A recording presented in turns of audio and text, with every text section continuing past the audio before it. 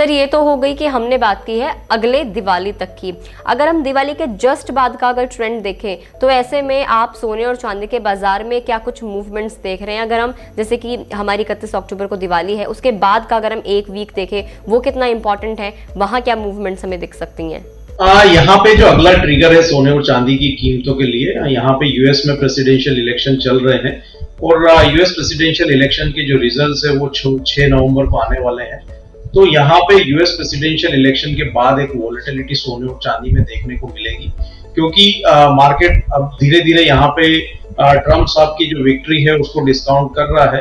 तो अगर ट्रम्प साहब रिपीट होते हैं तो फिर यहाँ पे जो ट्रेड वॉर्स है वो थोड़े बढ़ते हुए नजर आएंगे, तो वो सोने और चांदी की कीमतों को यहाँ और भी सपोर्ट करेंगे। तो एक वॉलेटिलिटी यहाँ पे जो है प्रेसिडेंशियल इलेक्शन के बाद जो है देखने को मिल सकती है। लेकिन अगर कोई भी करेक्शन आएगा उसके बाद तो वो फिर एक बार निवेश की अपॉर्चुनिटी के रूप में ही देखना चाहिए। लंबी अवधि में ट्रेंड सोने और चांदी का यहाँ लगातार पॉजिटिव बना रहेगा। बिल्कुल सर, दिवाली के बाद आपने ग्लोबल जो हमारे ट्रेंड्स रह सकते हैं, हमने यूएस प्रेसिडेंशियल इलेक्शन की बात करी कि ये एक अहम ट्रिगर्स हो सकते हैं अगर दिवाली के जस्ट बाद, क्योंकि 6 नवंबर को रिजल्ट आना है। तो ऐसे में क्या कुछ ऐसे डोमेस्टिक फ्रंट भी कोई मतलब कि ऐसे अहम ट्रिगर्स हो सकते हैं जो सोने और चांदी के रेट को इम्पैक्ट करेंगे? बिल्कुल, यहाँ पे डोमेस्टिक में हम देख रहे हैं कि जो करेंसी मार्केट है उसकी काफी बड़ी उठापटक जो है देखने को मिल रही है। हालांकि अभी रूपी पिछले काफी समय से स्टेबल है, लेकिन जिस तरह से डॉलर इंडेक्स में मजबूती देखने को मिली है तो यूएस प्रेसिडेंशियल इलेक्शन के बाद एक इम्पैक्ट जो है रूपी में देखने को मिल सकता है।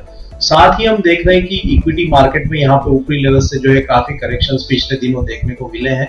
तो उसके चलते निवेशक जो है कहीं ना कहीं थोड़ा डाइवर्सिफाई जो है अपने पोर्टफोलियो को जो है प्रेशियस मेटल्स में कर सकते हैं। तो वो एक यहाँ पे सपोर्टिव जो है डिमांड फैक्टर रह सकता है सोने और चांदी के लिए।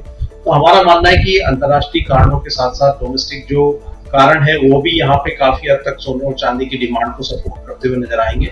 और एक और सबसे बड़ा जो कारण है कि दिवाली के बाद यहाँ पे मैरिज सीजन स्टार्ट हो जाएंगे और जो रूरल डिमांड है वो भी स्टार्ट होगी, क्योंकि जो खरीफ का क्रॉप है वो अब यहाँ पे मंडी में आने लगा है।